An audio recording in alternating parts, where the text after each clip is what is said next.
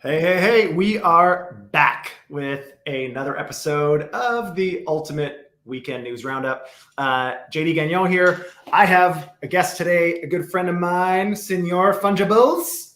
How are you, brother? GM, my dog. GM. So I was going to get him to play some of his, he's recording some new songs right now. I was going to get him to do some freestyle, but maybe we'll do that on a different episode. But Fungi, we've been friends for years, both IRL and in the crypto space, and have done a lot of really cool shit together. But just quickly, maybe you can tell the viewers kind of what you're working on, what you're doing in the space and where they can follow you and find you. Sure. Well, I'm on Twitter really only /fungibles, although it's fungibles with an I instead of an L at the end. That's a long story. One of the things I got taken on in Twitter was my actual name. Oh, we'll go back to that though. Yes, we have been friends for a long time, both building in this wonderful space of crypto with all of its ups and downs. I'm a believer in decentralization and a believer in self-sovereignty and allowing people to make their own decisions, giving them more control over, their future and be able to earn more as well. So this experiment is a unique one, and it's been a lot of fun. I decided to actually build a project in the space called Probably Nothing, which has a product called Zero, which enables you to receive real-time push notifications directly to your phone with real-time information and alpha on your favorite projects. And so we're going to be launching that soon in the App Store as a subscription model. And we're pretty excited about it. We've been building it for about 1.5 years now. Yeah, full transparency. I'm also an advisor for Probably Nothing, but absolutely love Zero. We've been playing with it for quite a while. It's amazing. It's worth noting that at least for now, when you say favorite projects, you mean more art, culture, gaming, NFTs, etc. Correct? Are you guys adding any support for DeFi? That's a great question. I mean, so our focus is really on what we're calling like alternative assets market. It's a really fast growing space. It includes collectibles, digital collectibles, art, things like that. And speed and access to the right information is critical. And so, by having an NFT in your wallet from any of these projects that are supported, you can go ahead and receive AI-assisted human curation on these notifications. Instead of logging into Discord and reading a long message that could take you 5 minutes just to get through, 1 or 2 important points, that's summarized through human curation. And those humans can earn our token probably as a reward for curating those messages. Our first project we're launching with is going to be the DAO for Rug Radio with Farouk and Loxley and those guys. So we're excited to sort of start working with that community. It's going to be huge. I'm super stoked.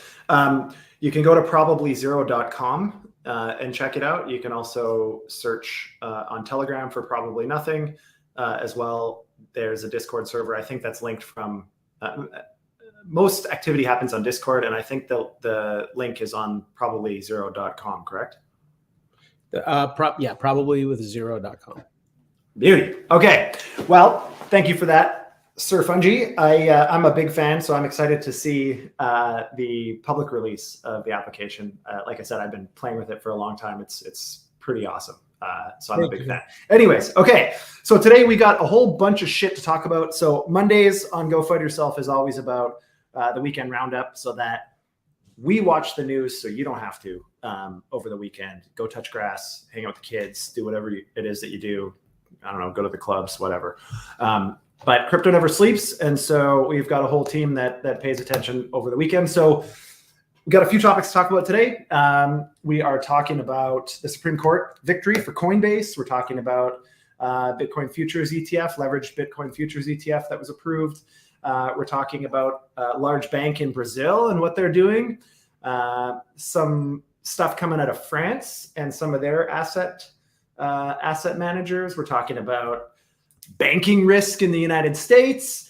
And if we have time, we'll talk again about the Bank for International Settlements. We talked a little bit about this on Friday with our friend BCP. But we will. That's right. I heard he joined. Yeah, he came on. He was super stoked. It was a lot of fun. We had, have you met Chair from Infinity Keys? I haven't, no.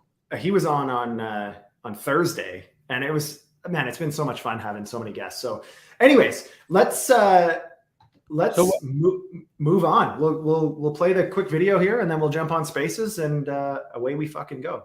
Sounds good. Thank you. Sweet.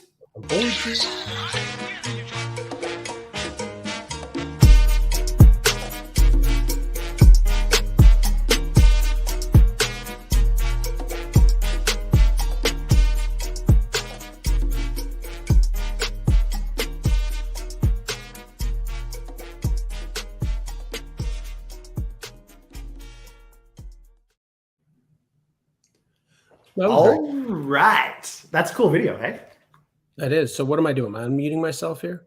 Yeah, just unmute yourself on Spaces. How do I sound now? I don't know. I can't hear you. But can you hear me on Spaces? You're working. Yeah, you're working. What up, everybody? GM. You are cooking with fire. Just a quick shout out to Matt. We got Matt with his beautiful Rug Radio PFP. I've got a whole pile of those, so I should probably start repping them here pretty quick. We've got the Crypto Genie. We've got Nikki, Evie, Dante. It's great. We've got a bunch of people tuning in already. Welcome. We did a little intro to Fungi on the video. We always do the video for like the first 2-3 minutes prior to opening up Spaces. It's a long story why we do that, but welcome, Fungibles. It's super stoked to have you. This live stream at the top of the Spaces. We could. If you want to see your beautiful mug. I don't know if you want to see my beautiful mug, but Mr. Producer, if you can maybe pin the link to the video at the top of the Spaces, if people want to see this beautiful face, then you're not telling them that this is where I'm coming out. I'm doxing for the first time right now. Yeah, on your show. That wouldn't that be the day? I think.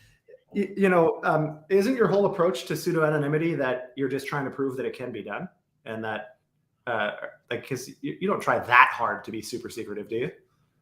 I don't. No, I'm not like Punk 6259 or something. I certainly am on a lot of term sheets in the space, from deals I've invested in, and a lot of people do know who I am. But look, I think I've come to the conclusion that if you get big enough, they'll come for your ass.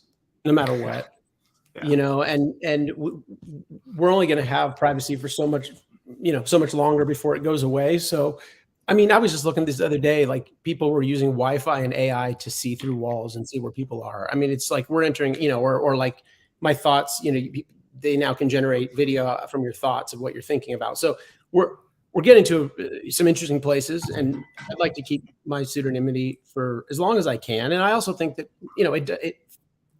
it facilitates a number of things. It's not just, this great experiment. It's the mystery. It's whoever somebody wants me to be, really. And then you can never dox, right? Because you've heard the old adage, never meet your heroes, because often they disappoint you. So once you're doxed, I mean, I know you. It's a lot more exciting when you're this little purple guy than you're real like this. Anyways, I'm just messing with you. But in the spirit of when you're big enough, they'll come for you. The first thing we're going to talk about today is Coinbase winning a Supreme Court victory. This is huge. Obviously, we've been talking about this on the show for what feels like a lifetime, but probably only a few weeks since the SEC announced their charges against Coinbase. Anyways, Supreme Court ruled in favor of Coinbase. This is the first ever cryptocurrency case heard by the Supreme Court, which is kind of exciting. What does this mean? What does this mean for other projects and so on? Well, first of all, it halts some class actions against Coinbase, which I think people were piling on, thinking that if the SEC won its case, then they had all of these claims and they wanted to be right behind to essentially bankrupt Coinbase.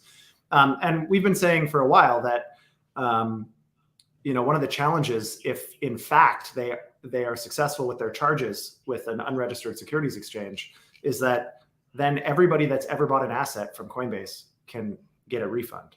I mean, Coinbase is effectively bankrupt if that ever happens. So this is very good news for the space. I think it's very good news to maybe put the SEC in check. But Fungi, what are your thoughts on this one?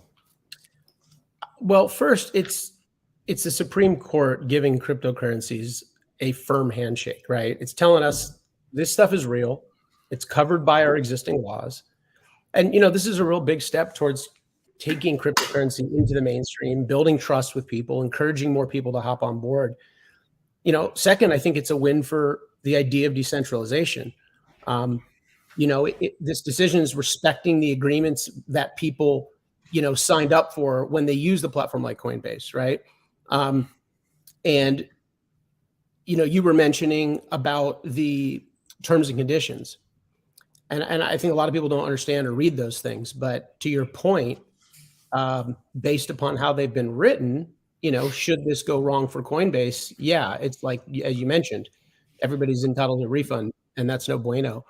But you know, look, I think ultimately regulators are taking a step back and they're saying, wait a minute, you know, we don't really need to reinvent the wheel to handle crypto, right? And this ruling says that we can work with the laws that we already have. And that could mean faster integration for crypto into the financial world and ultimately a wider acceptance to these digital currencies.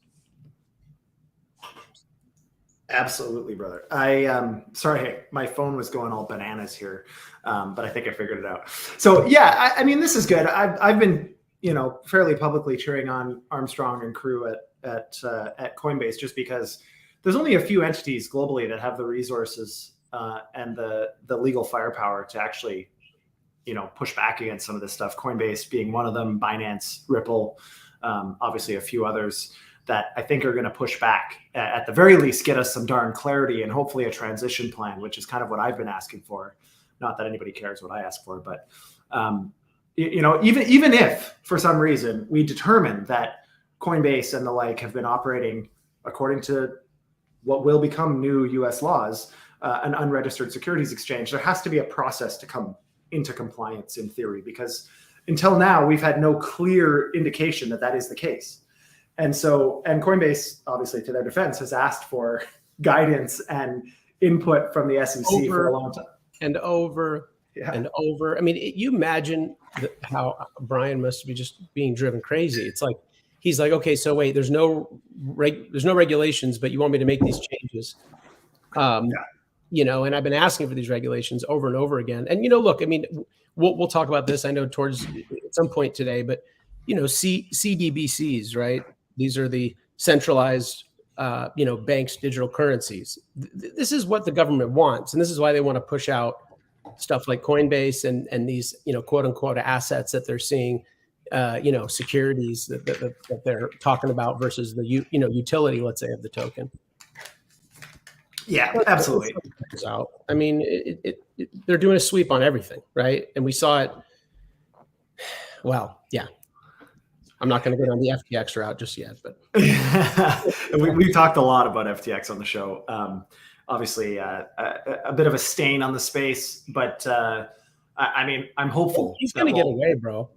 Speaking of that, like they just dropped, I think, 5 of the 12 charges. I think it's my understanding that they just separated them, so they're being tried separately. I'm not sure if they dropped them, but I've heard a lot of speculation on that. So that they dropped 5 of the 12.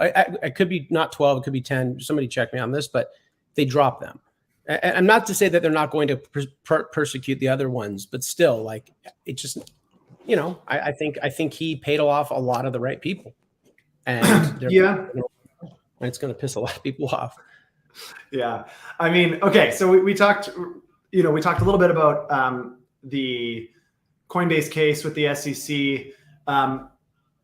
The other side of the same coin, last week, they announced that they've approved the first leveraged Bitcoin futures ETF. Now, it's worth noting, the real excitement is around a spot ETF. This is a little bit different. It's not quite the same excitement. Everybody got fired up about this. This is, in fact, the first time one has been approved. It's definitely a step in the right direction. But this one in particular is a futures ETF. So it's not a spot ETF. It shouldn't impact the markets quite the same way that a spot ETF would. Pretty exciting, though. I think the writing was somewhat on the wall. You've had all of these denials over the last, I mean, as long as I've been in the space, we've been talking about ETFs for Bitcoin. I think 2016, 17, 18 was when a lot of that conversation started. And everybody up until last week has been declined. And so I mean, this obviously is a step in the right direction. I think, like I said, the writing was on the wall with BlackRock, Fidelity, and others coming in. They have way too much lobby and influence. The SEC is going to have to approve some of them if they're ever going to approve anybody. And if they approve BlackRock, yet decline these guys, BitX, BITX, then obviously that looks a little suspect, and they're not new to suspicion at the moment. So how do you feel about this? Do you think this is a good move for the space? Again, you err on the side of, a lot more decentralization probably than I do as a general rule. Where do you sit on this one? No, I mean, I think it is great for the space overall. Maybe we can get into just a little bit of like what an ETF is, what a Bitcoin ETF is, and specifically the difference between like a spot ETF. Are you familiar with the differences? Am I? Yeah. Yes. Are you? No, not as much. Okay. I think the BlackRock spot ETF is obviously huge and coordinated to come in and do all this right when the market's going down and tanking. But how's that so different than this one that's rolling out on the 27th on the Chicago Board of Options Exchange?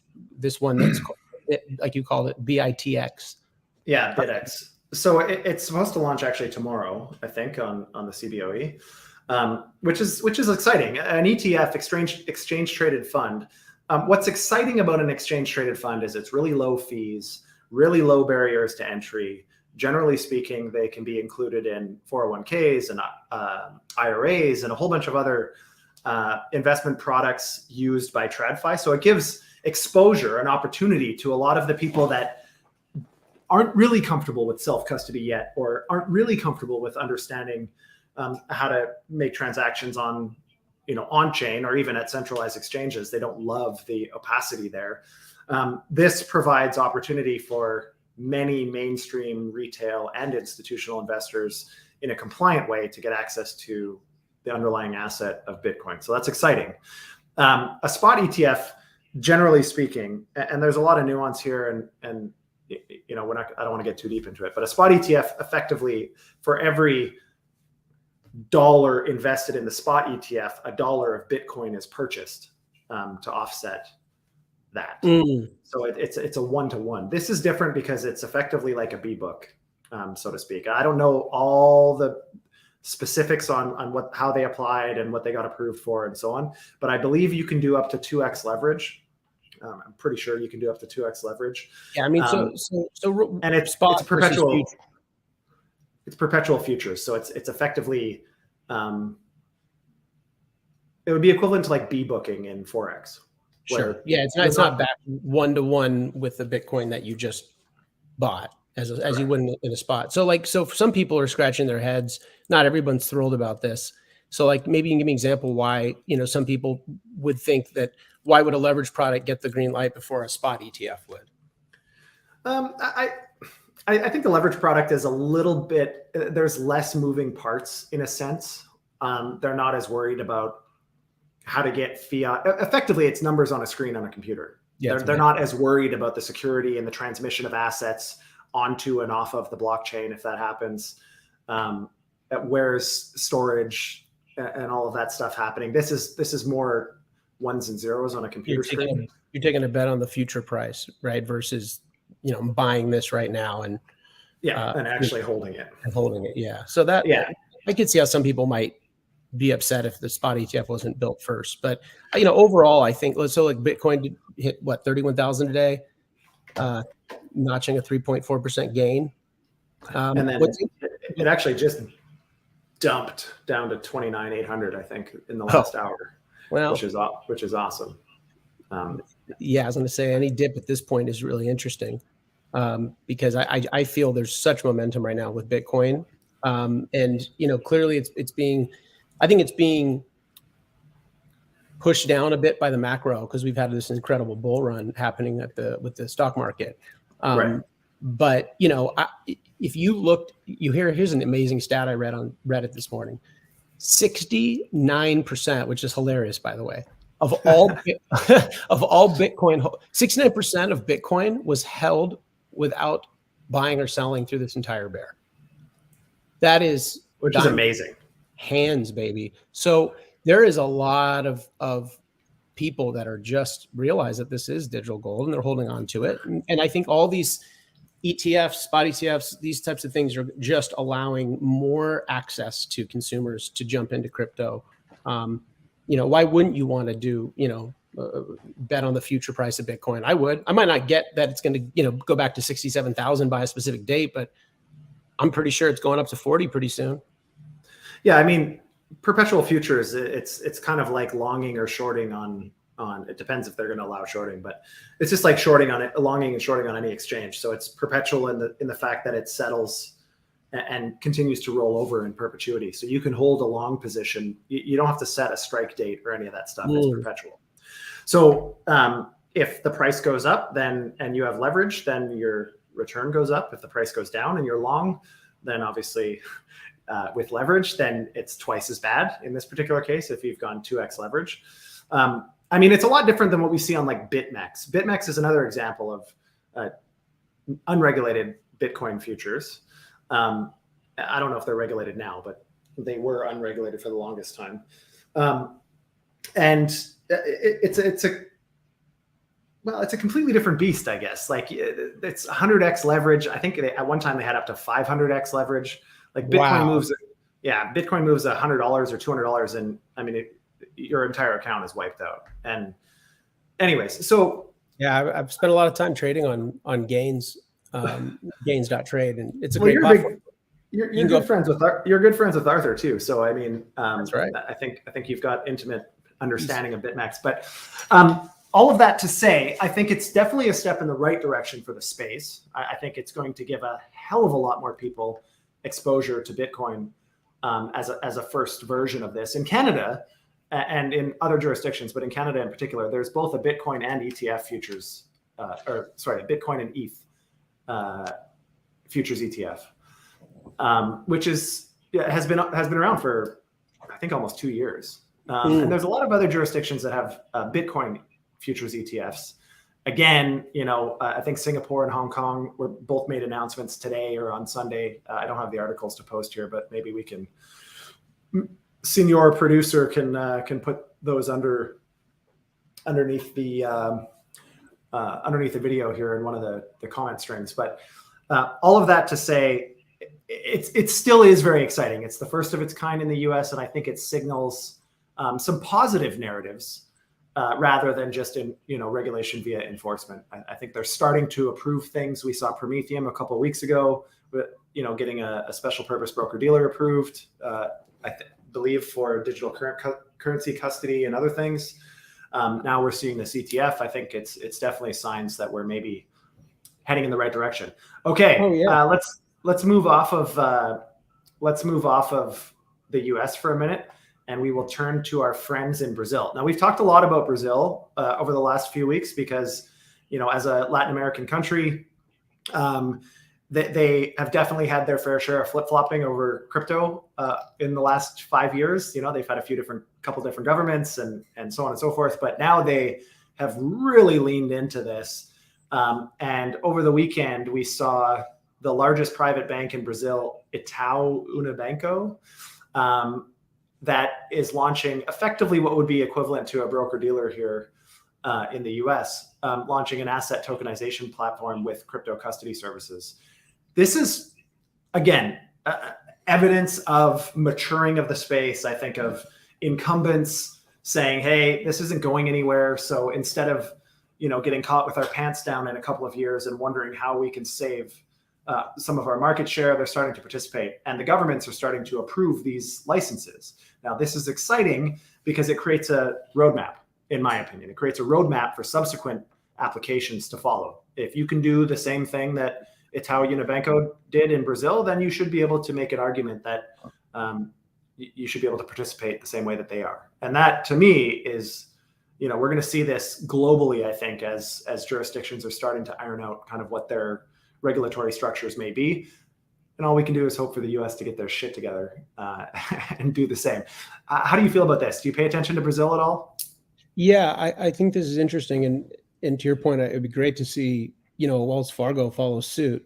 I mean, basically what they're saying is they're rolling out this product called Ito. Is it Itaú? Itau? It's how I'm not digital sure. assets, I don't speak Portuguese, right? so I'm sure there's some pronunciation error there. But I thought, yeah, I went to Portugal. I went to Brazil. I thought because I speak Spanish, I'd have like no problem.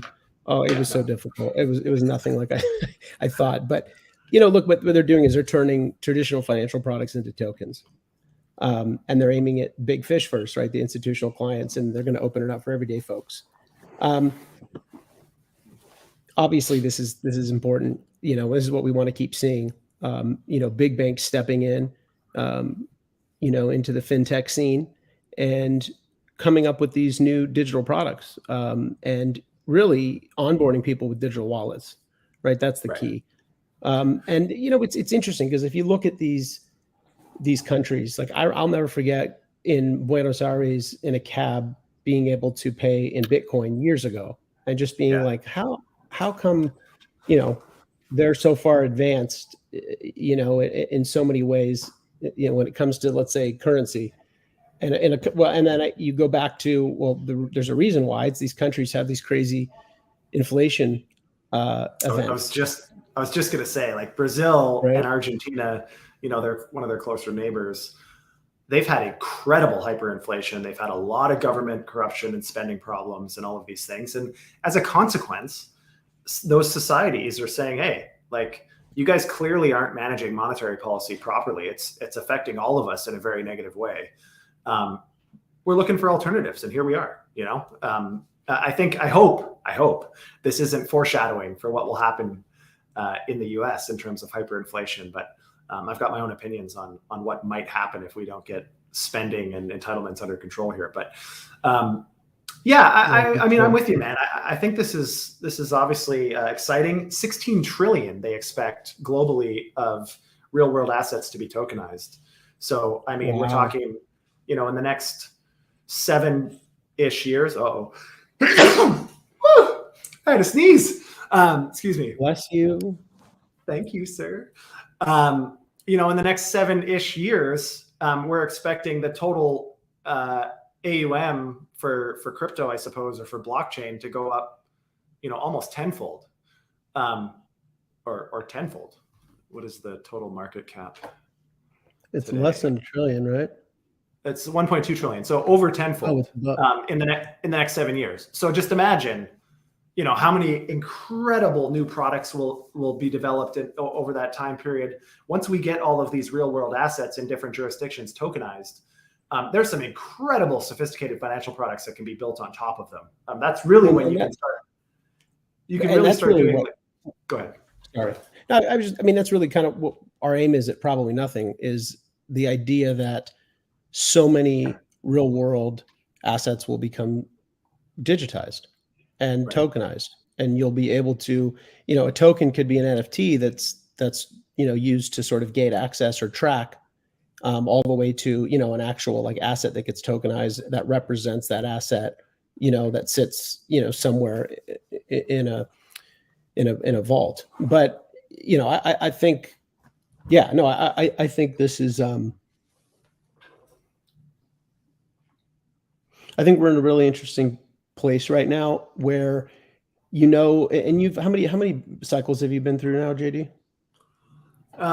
I've mismanaged 3 of them.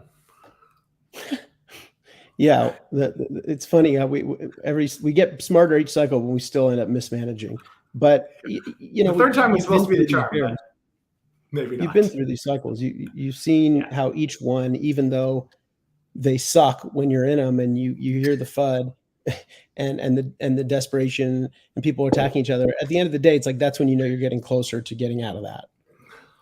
Yeah, I mean, just when Jim Cramer says everybody sell Bitcoin, get the hell out, it's up 85% since he said that. So I mean, when the fear is the greatest, as long as you're confident that the technology you have to have conviction. Yeah, we will. Conviction's everything. Yeah. Hey, every time. Oh, sorry. Keep moving.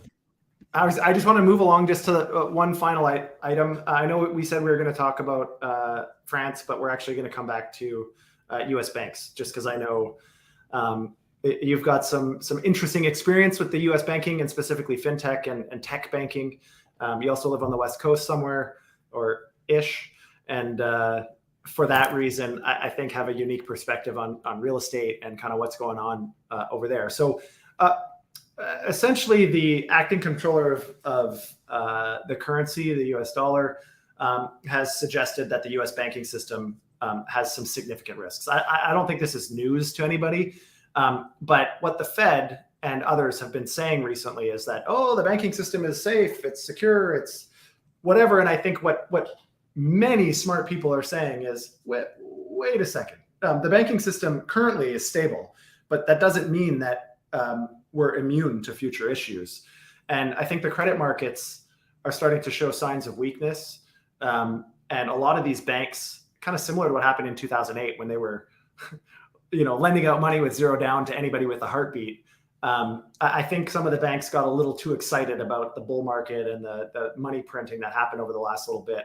What these guys are saying now is, hey, maybe you should reevaluate your portfolios, reassess some of these loans, make sure that you're not significantly upside down. The thing that I keep talking about is the commercial real estate markets. I won't get too deep into that because we don't have a ton of time, but how do you feel about banking, my friend? Like, SVB and all of those were close to home for you. What are your thoughts? Very. I mean, I've raised money at SVB. They used to be my bank at one of my startups. But I think you make a really good point. There's three points here, and the one you were bringing about commercial real estate. It's billionaires like Jeff Green. They're warning against increasing interest rates. That could put squeeze on investors and banks, compounded with commercial real estate and rising consumer debt. Yeah. He's also saying to banks, like, don't get too comfortable, right? Keep an eye on your exposures. I mean, that was a problem with SEB. They take on this venture debt and they make these bets, and they've had all this, equity from companies that when we hit this sort of AI wall and everybody started investing in AI, and the money was sucked out of, anything else but that, you really started to see changes happening within the banking system that were always, I want to say change. They were always there. Issues were always there. They just started to get really uncovered, right? Especially with rising interest rates that really broke that. And then, the general funding environment. He's sounding the alarm bells for the U.S. banking system. He's telling banks to stay sharp and monitor your flipping exposures and make sure you've got enough capital and don't skimp on, disciplined risk management at the end of the day. Yeah, I think it's somewhat of a change in public stance. This is one of the first times we've seen someone fairly senior in the US dollar management structure coming out and saying, wait a second, the banking system maybe needs to still kind of cool down a little bit and chill out. Powell has suggested that there's going to be more interest rate hikes still this year, which again could negatively impact anybody that bought treasuries. Significantly impacts the value of the cap rates on commercial real estate. Not only are the cap rates going significantly down, if not turning negative in a lot of cases because of vacancies, but now they have to compete with the risk-free rates, which are much more attractive than real estate currently, with very, very little risk. Mm-hmm. So we're definitely not out of the weeds on this one. And I just think it's important for people to understand, just be careful. Make sure that you're assessing your risk with your banking partners also. Have multiple banking providers. Keep yourself, if you can, underneath the insured maximums on these platforms, because if and when this becomes a significant national contagion or international contagion event, I don't think the federal government is going to be able to backstop and insure all deposits. So although that has happened, let's not get too comfortable thinking that will happen in perpetuity, because it may not at some point. So anyways, that is that. Now, we talked a little bit about banking and central bank digital currency. Go ahead. JD, before we move on, I just want to point out, like, if you can see how the interest starts to slowly break people. I mean, just my example, I have a loan with my bank, and based upon I needed to put some money somewhere, so I wanted to go get, like you said, a treasury bond. That's at 5.5%. But the problem is the debt's at 5.5%. Then they put another, I should say, interest rates 6 point something percent. Yeah. Right. And then you're paying interest on top of that to your bank. So like you can't, even if you have debt somewhere and it's the cheapest possible debt, which this initially, when I got this debt, it was locked in for a year. It was 1.3%. That shit got blown out after a year, of course, and went up to now almost 7%. So even if you have sitting there fresh money, you don't want to invest in something because you don't want it to go up or down. You just want to hold that cash somewhere. That bond is going to pay you 5.5. You're still going to be underwater. And that's the problem. You know, with interest rates, and I don't see them necessarily coming down, maybe just staying at this point for a while. I mean, I hope the pause is sticky. Again, we'll have to see kind of what happens here in after summer and so on.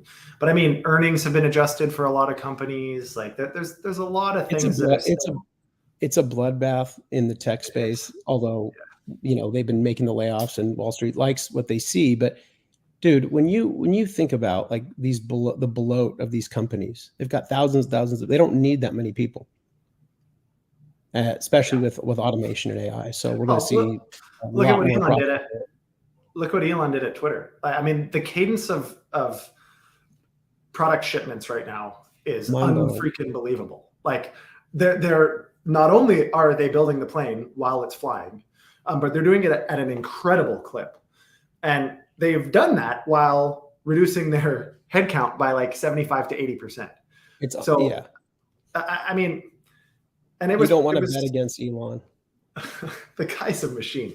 The only time I'll bet against Elon, possibly, and we can move on, but we have a little bet. I was on your team had a Spaces on Friday, and I was on there making a bet that Elon and Zuck are going to fight. I was just going to say. Yeah, so we've got a bet, but Zuck's going to beat his ass, I think. Yeah. But his mom just called it off. Elon's mom said no fights. That happened today. No shit, really? Yeah. Oh man, Dana White's all about it. Like he thinks it'll be the biggest fight in history. I agree. It could raise hundreds and hundreds of millions for charity, which would be unfucking believable. But anyways, I heard he's got an injury, like it's a bad neck, and he's been getting, or it's a back or something. Anyways, the point is, like, if he gets fucked up though, it's like great. Well, we're not going to Mars. We're not getting solar. Like maybe it's better he doesn't fight. Imagine the insurance companies. I wonder what happens to Elon's premiums if he decides to fight Zuck. But anyways, Fungi, it's been a lot of fun, my friend. I'm super stoked that you were able to join us today. I'm excited to have you back. For anybody that's listening or watching, it's a live show. So we do the show every day, Monday to Friday, 12:30 p.m. Eastern, 9:30 p.m. Pacific. We stream all over the place: Facebook, Instagram, LinkedIn, YouTube, Twitch, Twitter Spaces, Spotify. We're all over the place. We don't do any like paid shills or any of that kind of crap. The whole point here is to help people dispel some FUD and dampen some FOMO and just make smart, objective, thoughtful decisions. Fungi, thanks a ton, my friend. And with that, I say to you today, go FUD yourself. Go FUD yourself, my friend.